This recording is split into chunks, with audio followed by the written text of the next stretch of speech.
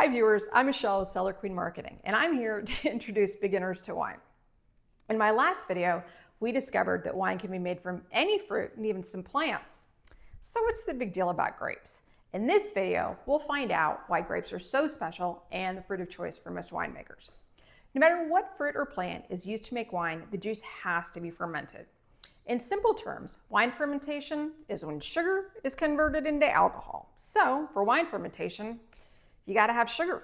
Grapes have a high level of natural sugar. A standard bottle of wine has an alcohol content of about 11 to 14%.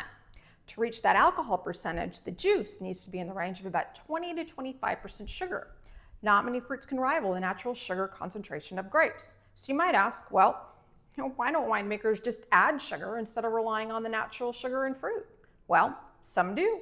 In the early 1800s, winemakers in Europe started adding sugar to wine to increase the alcohol concentration. Winemakers would add simple sugars to juice. These sugars would ferment before the natural fruit sugars, driving up the alcohol content while keeping a wine's flavor intact. Adding sugar to wine to strengthen the alcohol level is called chaptalization, but you can take it too far. Relying too much on added sugars can throw a wine's flavor out of balance, giving it an overpowering alcohol flavor and a lack of fruit presence. So, added sugar or not, the natural fruit sugars are still essential to a delicious wine. Also, chaptalization can't be used everywhere. In many places around the globe, including the state of California, adding sugar to wine before fermentation is illegal for winemakers no matter what fruit is used. In those places, the high sugar concentration of grapes is even more essential. But a high sugar concentration isn't the only thing that makes grapes ideal for winemaking. There are other fruits that are high in sugar, like cherries, mangoes, and bananas. But to make a good wine, a fruit's gotta have acid. Grapes are naturally high in acid, and acid acts as a preservative. Bacteria and fungus that can cause wine spoilage have a harder time growing in an acidic environment. Having a high acid level is one of the reasons that grape wines have a tendency to last longer than the wines made from other fruits. But having a high acid level doesn't automatically make for a good wine.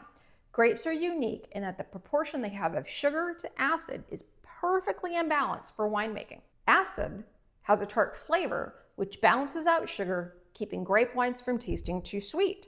Also, when acid and sugar is in balance, the natural fruit flavors become more pronounced. A skilled winemaker can use a grape's acid and sugar to create changes in flavor as wine interacts with different taste buds, giving wine what is often referred to as flavor complexity. Wines that are complex can have many layers of flavor. So, grapes are a great choice for wine because of their high but balanced sugar and acid levels. But there's one more component that makes grapes ideal for winemaking, and that's tannins. Not all fruits have tannins, but grapes do. Tannins are molecular structures that are found in the skin, seeds, and stems of grapes. They are released into wine during the fermentation process, and they are a key component in determining a wine's body.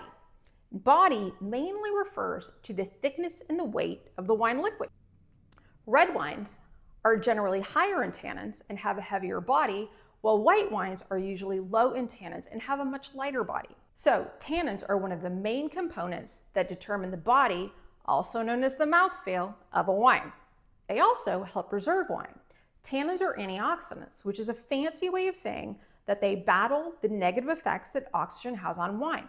When wine is exposed to oxygen, it starts to degrade in color, taste, and freshness. Tannins slow the negative effects that oxygen has on wine. So, between tannins and a high acid level, you might say that grapes make a wine that's built to last.